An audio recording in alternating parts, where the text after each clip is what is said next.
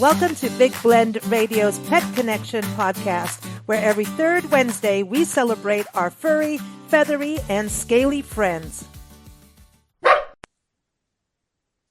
Welcome, everybody. Today we're very excited to welcome Wendy Lyons Sunshine. I mean, who doesn't want that name, right? She is joining us. She is an award-winning writer and journalist. She co-authored The Connected Child, Bring Hope and Healing to Your Adoptive Family.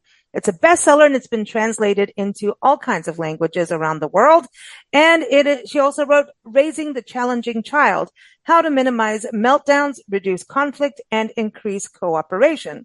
So what is she doing on our show, The Pet Connection, today? Angela, don't we kind of think that animals and like pets and children go hand in hand in a way, wouldn't you say?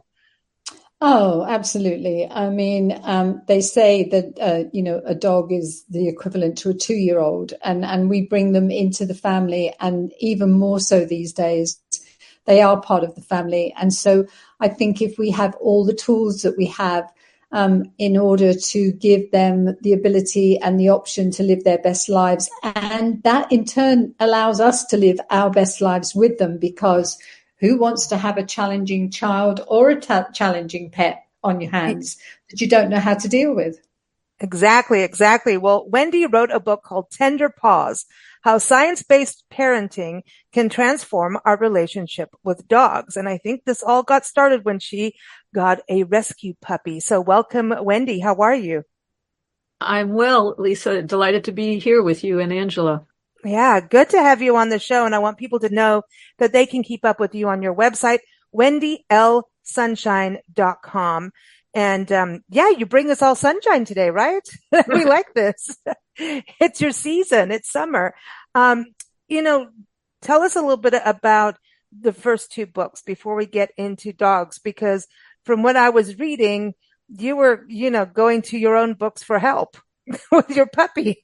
Exactly. It was an interesting confluence of events where just circumstances were. I had been reporting for some local publications and met some wonderful experts who did wonders with children that had been struggling. And these were adopted children from overseas or special needs kids from local foster families. And so the experts, Dr. Karen Purvis and Dr. David Cross, had asked me to help them write a book to get their message out there and help more families. And what happened was, when I got our puppy and was struggling and I was in one of those moments of desperation, and the training guides weren't really helping me because this little puppy was just so out of control. It was not a matter of teaching her how to sit or anything. It was like trying to put her collar on without getting bitten and scratched. So I thought, well, I'm like a parent who's at my wit's end. Maybe there's something in this parenting wisdom that will get me out of this pickle that I'm in. And I went back to the book and looked at it with, replacing the word child with puppy in my mind wherever I read it. And it just it was this big aha moment when I tried an experiment and approached the puppy slightly differently after reading through the book and getting ideas. And lo and behold, it just transformed our relationship. It was this breakthrough that I'd been hoping for. And as time went on, these parenting guidelines really helped me bring out the best in that little puppy. And later, with later rescue dogs, I happened to be working on another parenting book with other wonderful folks. And sure enough, everywhere, the underlying messages were so really valuable. I mean, things like, have patience and recognize their developmental needs, and that think about behavior as communication.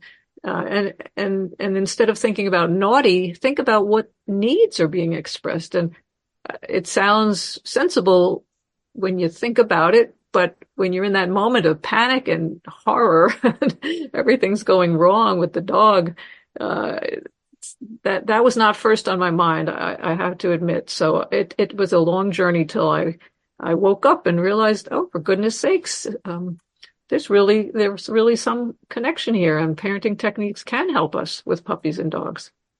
I agree. I mean, well, number one, I look at them as being just as important as human beings. And children don't necessarily have a voice when they're really young and they don't know how to have a voice or why. I like when, Angela was saying for 2-year-olds, they don't have a voice. And that's the hardest part. I always think veterinarians have a harder time than human doctors because dogs don't have a voice. Parrots have a voice and you never know what's going to come out of their mouth. But you know what I mean? So trying to get onto their level of what they're trying to say. It's the same thing as like when you come home and you have a baby, it's like, whoa, what are they trying to say? What are they trying to do? How are they feeling? And trying to get onto their connection, their level.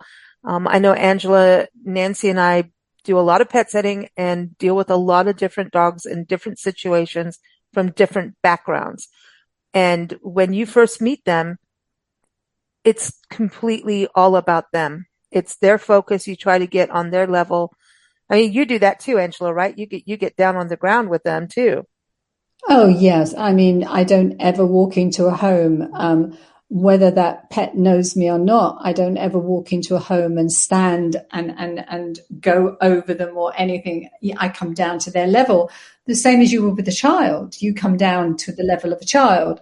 And I think that now what is so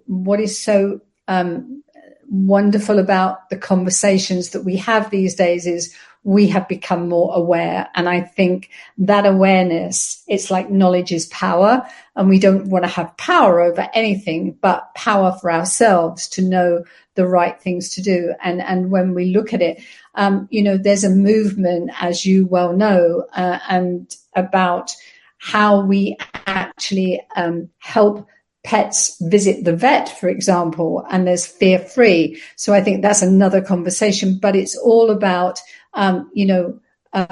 managing and getting to the point where we understand better, and that it's not a case of, back in the day, children should be seen and not heard, or back in the day with children, pets, you bring them into the home and you actually think that they know exactly what they need to do because you know what you want them to do, but they don't. And so these conversations are so important, even if it just gets people mindful and thinking that there is another way. Exactly. And I love that in your book, that everybody, again, Tender Paws is the book, and it's out now through HCI Books, and they always have amazing books.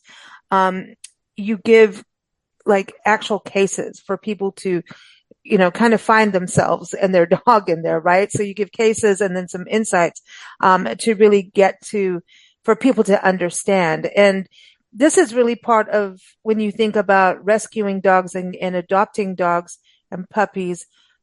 So many end up back at the shelter. Like you were saying, at one point, you're going to think of just taking them back, right? And so this cycle continues because of people not, I know a lot of times they're obedience trained beforehand, but then they're still going into a new setting and they are adopted, just like you were talking about with children in your previous book. So, Wendy, with that, do you feel that you're helping that void of stopping the cycle of shelter pets and having them, continually be displaced?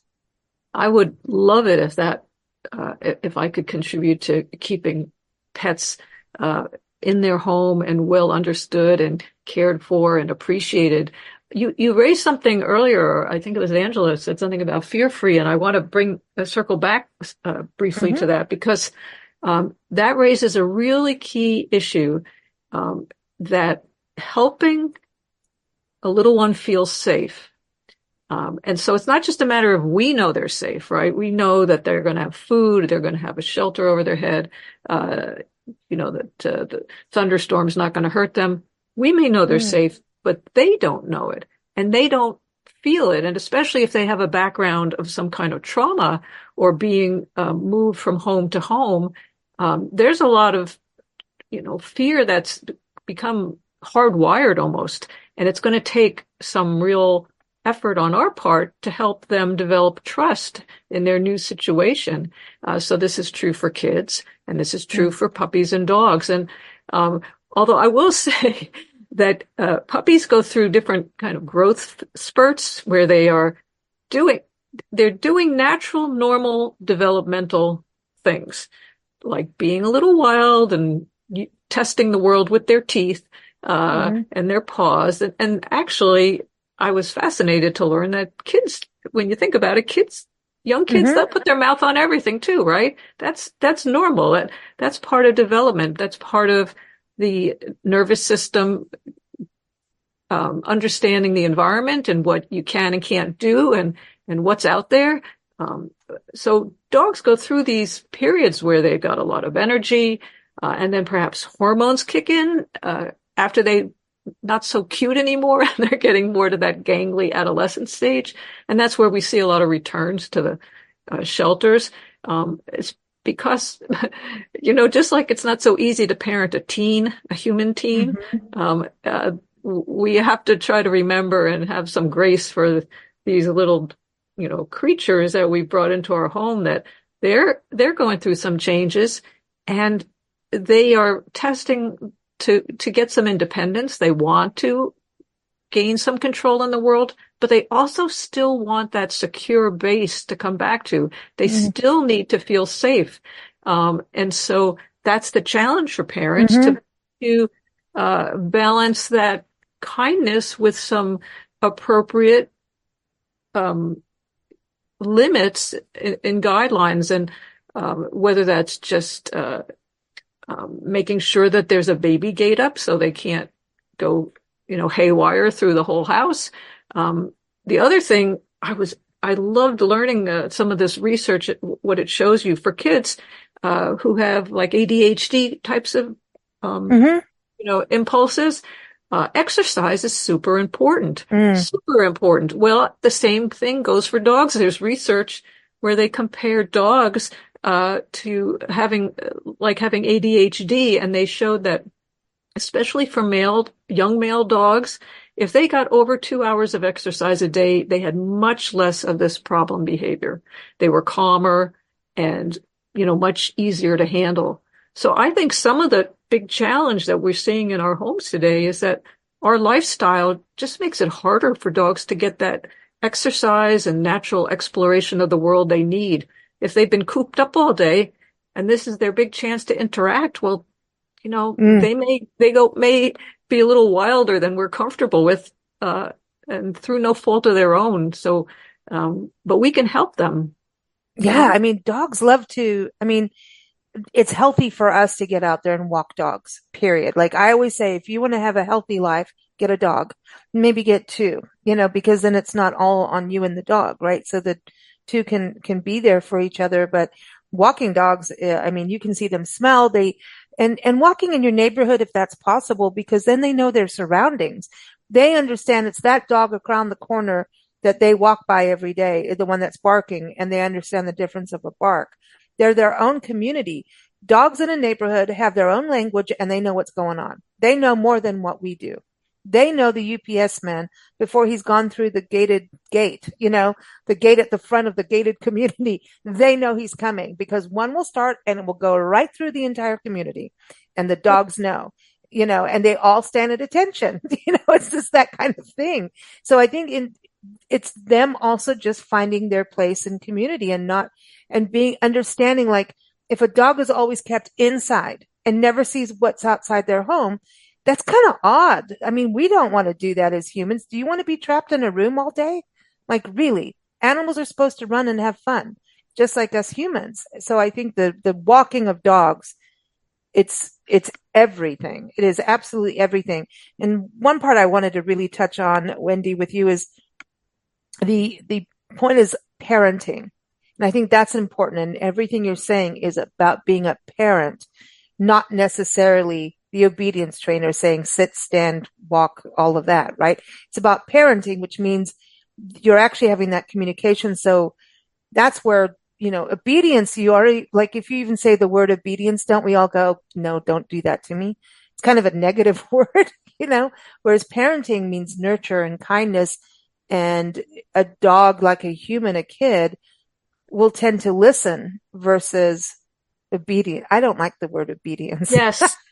You bring up a great point, because it's about the relationship, right? It's a different type of relationship when it's a parent with a child, because there is some mutual interaction. It's the parent has ultimate say, but a parent can also compromise when it makes sense, and a parent can help the child have fun. The parent can check and make sure that there isn't pain, causing that tantrum, right? That's different than an obedience trainer. Let's say a dog is feeling very grouchy because he's got a toothache, and he can't tell you he has a toothache.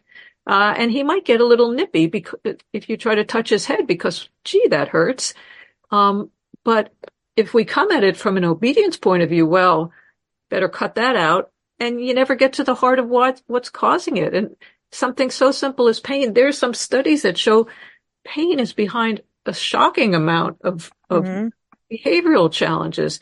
And I really like to think of it as a parent serves as the ally, or they team up with the little one, right? It's them against the problem. It's not them against each other. This is really good point. I mean, the pain part is real. As a parent, you would look and see if your child isn't eating well, or being fussy with food. They're like, oh, they're being fussy. Well, a lot of times it is a tooth pain, especially in elder dogs. Or if a dog is not, if they start snapping or something like that, a lot of times it has to do with eyesight, especially as dogs age. There's a lot of issues. I remember this was years ago when we lived in England, and see, Angela, I think we've been pet sitting our whole life now that I think of it.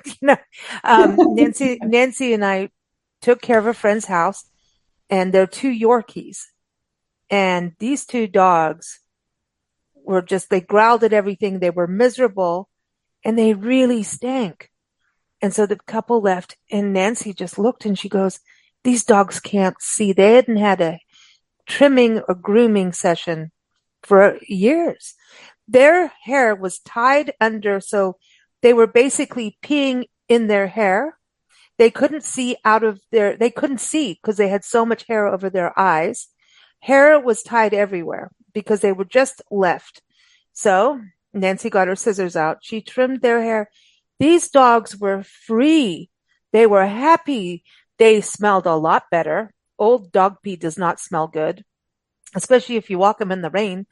It does not smell good. They were beyond happy, and they could see. They did not snap. They didn't growl. It was night and day difference. We won't say about Nancy's grooming skills or what the couple thought when they came home. But at that point, we weren't pet sitting through trusted house sitters, and Angela will never do that without a pet parent permission.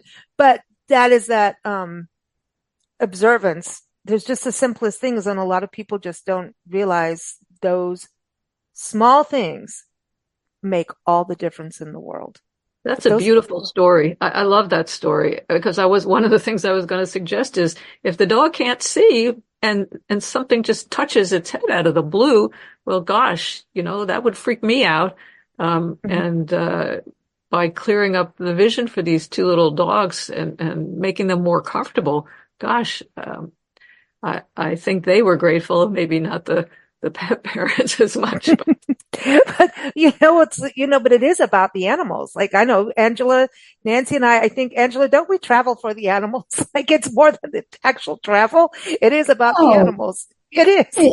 It is indeed. I mean, we, as pet sitters, we have different motivations for doing what we want to do. And we do go to some lovely locations and some lovely homes, and we connect with people. But actually, first and foremost, the reason we do it is because pets are a joy and having them in our lives. And if we can't have our own for one reason or another, this is the next best way to get that pet joy in our life. And I think the other thing too is, we can step into those lives, and we mustn't forget that people are so incredibly busy these days, whether it's with families or whether it's with pet families.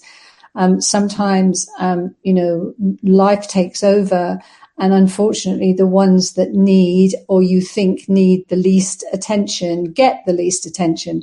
And it's not always for the best reasons. My daughter, as you know, Lisa, is an emergency and critical care vet, and she runs a hospital in Glasgow, Scotland. And she's been practicing now. She's 44, so she's been practicing since she left university and got out of vet school. And she's gone through, regular practices and she's done many diplomas, et cetera, to get where she is now. And I used to get really exasperated and talk about, the things that some pet parents do that I see that are so wrong. And she says, Mummy, you have to remember one thing, that very often this isn't done because of neglect or bad, or badness in any way. It's through actually, being uneducated and lack of knowledge and not knowing and thinking that what they're doing is the right way because that's the only way they know.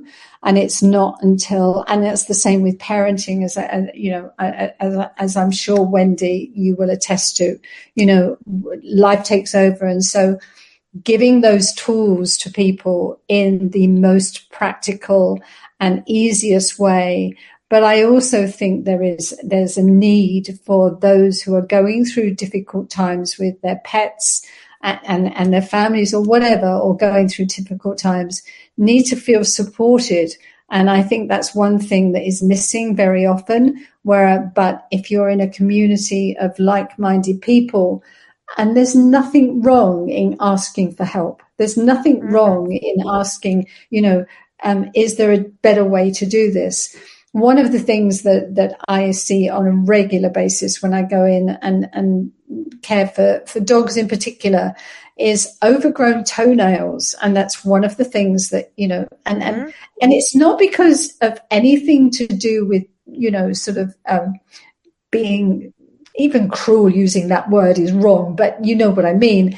It's just that it's not always right there, and it's not always something that you have the time to take care of. But it's like everything else. If you get into the right routine and you're using the right practices, it becomes second nature, and that makes it easier. But I think the other thing to stress too is it's not just better for your pet family member. It's better for you, because the ultimate goal is that you both enjoy life, not one more than the other. But the ultimate goal is that you walk through this life together in the best way possible. And when you've got one of these souls that comes into your lives with so many problems, having these tools with which to help them get through it is also another way that we won't get dogs surrendered because they can't be coped with at home once they've been adopted. Ah, I love it. That's why Wendy's got an awesome book, Tender Paws. Yeah. Wendy, anything on that? I mean, regarding having those tools, I mean, that really saved you, is going to what you've written for kids. Yeah. Well, one of the things that might be helpful for people, is the acronym that I came up with. I used the term HEARTS, HEARTS, to remind me of what dogs need and how we can parent them. These techniques work for kids. They work for dogs. It's simple. And the first one being H is heal the body, as you all are talking about. Even an ingrown toenail can make you miserable, or a toothache. And if we look for those things, sometimes they creep up on us, right? Because nails don't grow overnight. They grow quickly, and like our own, nails, sometimes suddenly you realize they're hurting, but whatever it is. So with kids, we're thinking HEARTS, H, heal the body. The E is engage and optimize the brain. And we do that through giving physical activity, what we call in dog training terms enrichment, like sensory things. This could be chews. This is the opportunity to read the news, the odors outside in the community. That's what they consider the news. And so that's engaging and optimizing the brain. A would be appropriate environments with felt safety. And that just acknowledging that the animal has to feel safe. It's not whether we know they're safe. The R is respectful and secure relationships. And so we can show respect to the dog, and we of course want them to respect us, but we also help them trust us so they feel secure in our presence. And then we get more cooperation because it's voluntary. There's a pleasure in being together.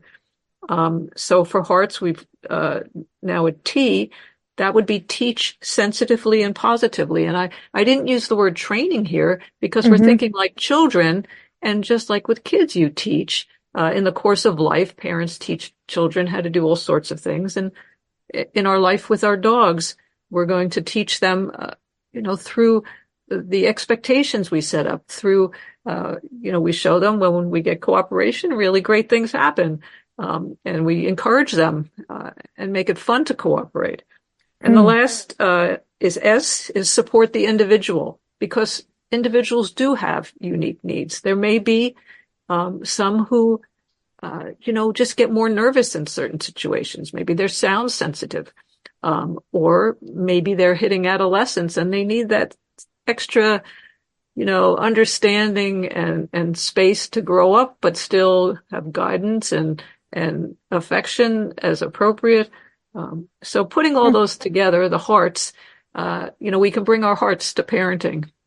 I love that. I love that. Too. Because I think when you change the narrative, you change the mindset, and just changing those words from, as you say, teach rather than train, is, it can make all the difference in the world. I love the teach as well, because it also is there's a consistency to it, and it's warm. Right. And so it's kind of interesting how we look at words. I know you're a journalist, Wendy, so you understand that. It's so important. I mean, it's like I was saying, obedience is just like kind of go sit in the corner. You've done something wrong, versus what you're talking about. And even the title, Tender Paws, I mean, care, nurture, and nurturing and caring is not just a one-off thing. It's consistency in it. And to being a parent, it's not just a one-off thing. It's being a consistent parent.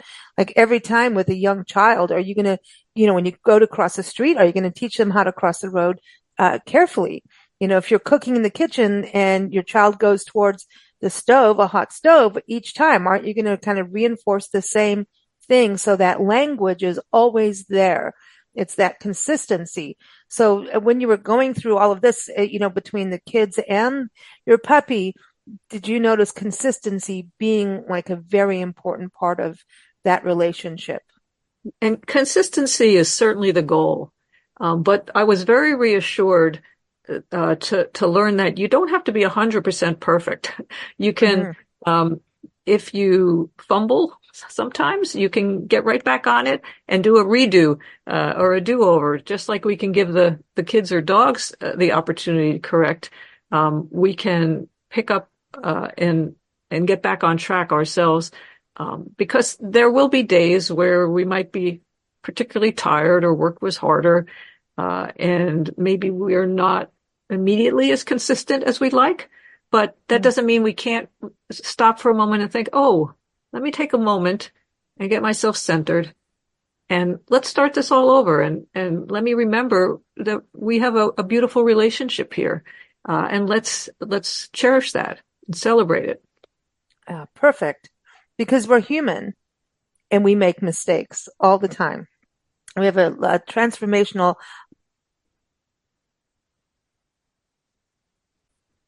She's always saying,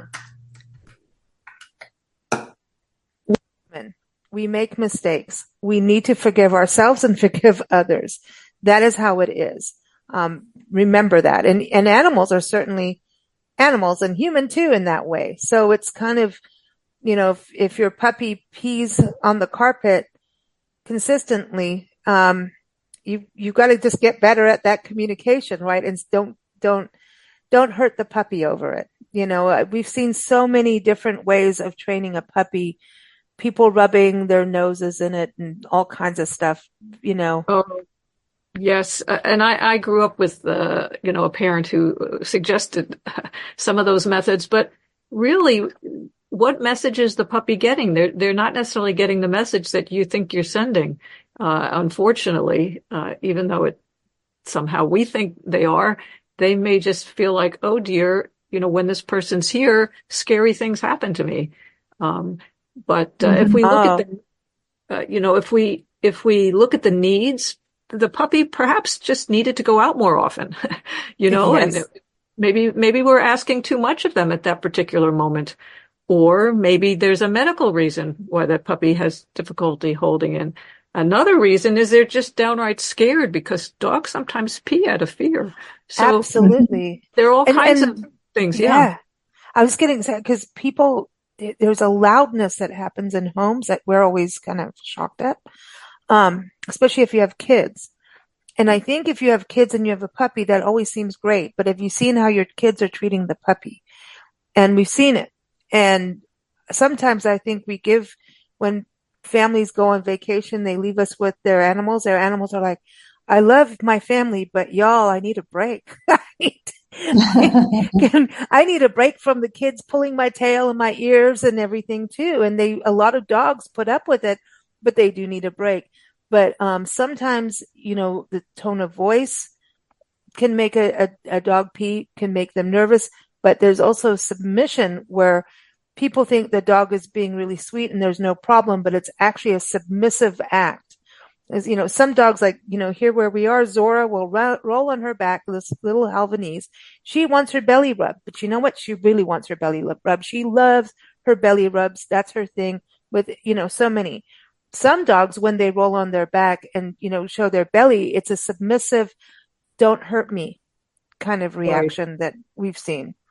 Right. And the real gift that we can give our dogs is learning a little bit about body language and becoming attentive to, are they really stiff in their postures or are they loose and relaxed? Because, they're rolling on the back with their legs sticking up like they're dead and very stiff. They're scared. But if it's wiggly and relaxed and they do it voluntarily and, come up to you and make sure you get your hand on their belly. Well, if we become attuned and mindful, we start to really notice the distinction between those behaviors. But you're right, especially with kids, because kids can, they're unpredictable too, and what they do. And the dogs, they have a lot of patience, but even their patience can run out. Yeah. Angela, have you seen those kind of cases too for you going in and how dogs sometimes need a break? Yeah, and it's like, a house can be really, really noisy, and then when we go in and there's just one of us and we're relaxed and everything else, you see them physically relax. And yeah, I mean, we all do. And I think another thing too, and I don't know if you agree, Wendy, is that every animal is different. It doesn't matter if you are somebody who's had Labradors all of your life and you would never have another breed because that's what you prefer. If you go out and you bring one Labrador into your family, the next one you bring in is going to have some traits that the first one had, but they're all different and they all react differently. And yes, they may have, that disposition that you love and the quietness and the traits, but they're all individuals. And I think that's one of the things that sometimes is missed. I've been owned by 6 Springer Spaniels in my life. And each and every one of them, the one thing they had in common was they would run and run and run, and I would take them out for 3 hours at a time, bring them home, and after a drink of water, they'd want to go for another 3 hours.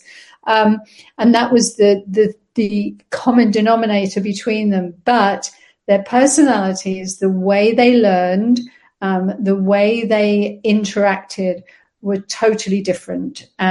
Their ears, all of them had the softest ears and the softest heads, and they all would run for hours, but they were all different individuals, just as our children are totally different from the same mum and dad. So I think, I think you've got to be a clever pet parent, and you've got to be, patience is a virtue, very much so. Mm. Yes, it's so true that there's such variation within families and with dogs and litters. It's like I spoke to breeders of service dogs, and these breeders, they take great care to have the certain kind of results in dogs that are comfortable doing certain kinds of tasks. But the rate of dogs that actually succeed in those roles, it's like 50-50. Yeah. Absolutely. And that's just an example of how individual dogs are. I just laugh because I remember taking home one of my early dogs and couldn't believe I took out a tennis ball thinking this is going to be great fun for this dog. This poor dog, it would like bounce on she just had no clue what to do with a ball. It was like, why are you throwing this thing at me? What's wrong with you? I never met a dog so uninterested in a tennis ball in my life. It was comical.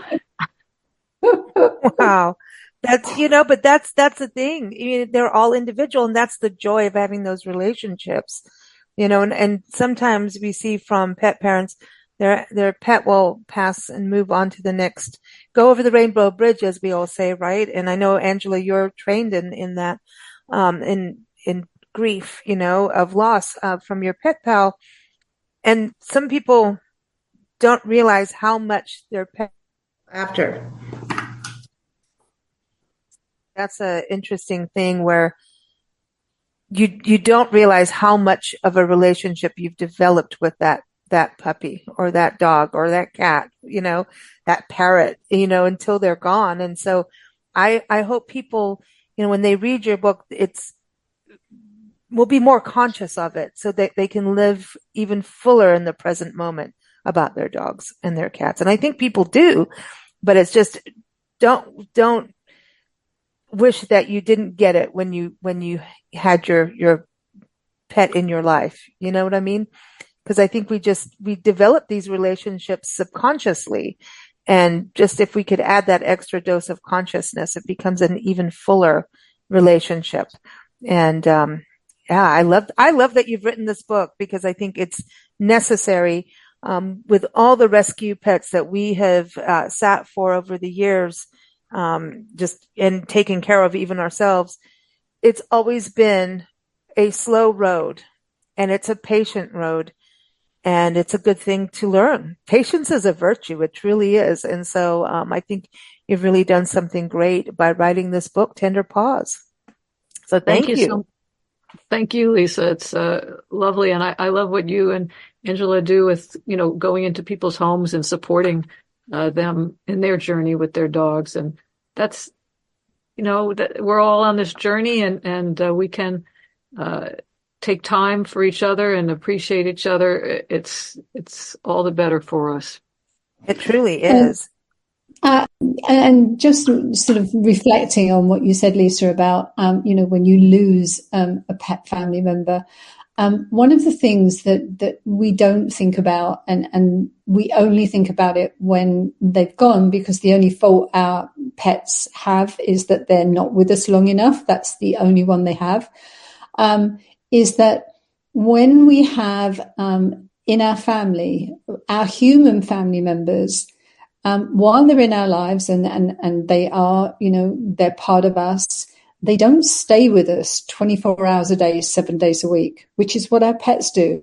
Our pet family members, they're the reason we get up in the morning. They need to go out pee. They need their poo. They need their exercise. It doesn't matter whether it's a dog, cat, horse, pig, whatever it is. They cannot do any of that for themselves. And so that's our responsibility. That's where we bond. And that's where they become so integrated with us and so part of our being and our lives that we don't notice it, but they are there 24/7. They don't go off and get boyfriends and girlfriends and go off and get a job and go out for the day and then come back and say, where's my dinner? they're there for their dinner and they don't leave. They're actually there. And so when they are no longer with us, our lives change in a heartbeat. They change to the point where that purpose is gone, that, that focus is gone, that bonding and that interaction and that relationship is gone. And it is often devastating to the point of even more profound than losing a human family member. And anybody who's listening to this that sort of will go, oh, that can't be right. For each individual, it's different. Everybody, loss and grief is different for everybody. We deal with it differently. But our pets are there 24 hours a day, 7 days a week. And they give us more than we give them, I believe. And so when somebody like when somebody like Wendy comes along and gives us those tools and writes a book like this that enables us to be better at what we think we're good at already, and also, rescue pets, we don't know their history, we don't know where they've come from, we don't know what's happened to them. All we know is they're lost souls looking for somewhere to live their best lives out. And if we can help them do that, then we aren't just doing it for them. We're doing it for ourselves. And we're doing it for everybody else who absolutely realizes that this planet that we live on, we share it. It's not ours. Every living creature is part of that. And if we all, look out for one another, then we will all be in a better place. Agree. I really agree. And when you take in a rescue dog and you don't know, it takes time, and that patience word again, because they have to learn to trust you and you have to learn to trust them too. I mean, to me, I automatically trust all animals just in that I care about them, but you have to learn each other's mannerisms and give them time to come up to you. It's like an abused animal is like, dealing with a cat. A cat is going to come to you before you go to the cat most of the times, so it's, we really don't know, like here where we are, we're taking care of little Trixie and Zora, and Trixie has had some kind of something in her life. You don't just walk through the door and pet her head.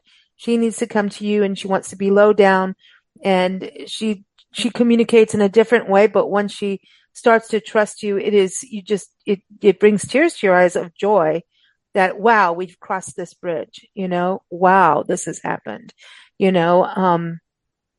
it's beautiful. And they trust it. When they start to trust in you, you've got to deliver, man. These are like babies, they are like kids. Wendy, before you go, I wanted to ask, I know that you are trained in the LEGS, Legs Applied Ethology Model of Family Dog Mediation. I have no clue what that is. Can you tell us? Sure, happy to. This is an approach developed by a wonderful trainer whose name is Kim Brophy, and she comes at dog training with an extra dimension of ethology, and what that is really studying animals in their natural, genetically, evolutionarily developed behaviors and impulses and needs. And the LEGS stands for learning, environment, genetics, and self. And it's her way of looking at kind of 360 degrees of holistically of what influences an animal's behavior. And one of the reasons I was happy to train in this method is because it takes a philosophy. If you meet innate needs proactively, then you have so many less problems later. And the premise is that many of the what we call, quote, behavioral problems are actually a result of unmet needs in some form, especially in dogs, which are essentially, many of them, it's like they're captive in our homes.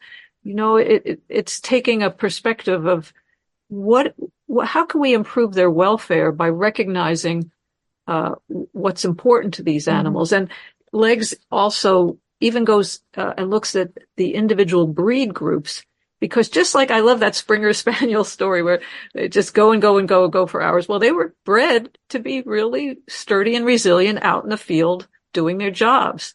And that's how you see it. And sometimes people get upset and they feel a dog is misbehaving because he won't calm down, or he won't, or a terrier won't stop digging after that little mouse in the field, that's we set them up to have that drive and have that goal, and that's part of their natural genetic programming. So if we're really going to, part of being, to me, part of being a successful pet parent, that supporting the individual is really understanding what drives that individual, what they enjoy, what their talents are. And that's where I think the legs model comes in. Family mediation is a way of saying, we're negotiating, a relationship here. This is not just about obedience. It's sort of like a court order mediation for a family, that might be splitting up. So, Kim Brophy liked the idea of family dog mediation because she sees herself as going into a home and trying to set up a win-win for everyone. And that's integral to the Hearts method and Tender Paws as well. It's very in alignment, those kinds of philosophies. We're trying to work with what's there and honor what's there and have the best outcomes for all. And I love it. Yeah. Sometimes that means recognizing that maybe our home isn't the right home for a dog that runs 3 hours a day and wants just a drink and go back for 3 hours. If we live in the city, for example, maybe that's true. Yeah. I mean, I remember taking care of a dog, the big doodly-doo, he was huge and he was a puppy. And so they, during COVID, got this dog. They are elder and not they were not physically able to walk the dog as far because the dog would pull.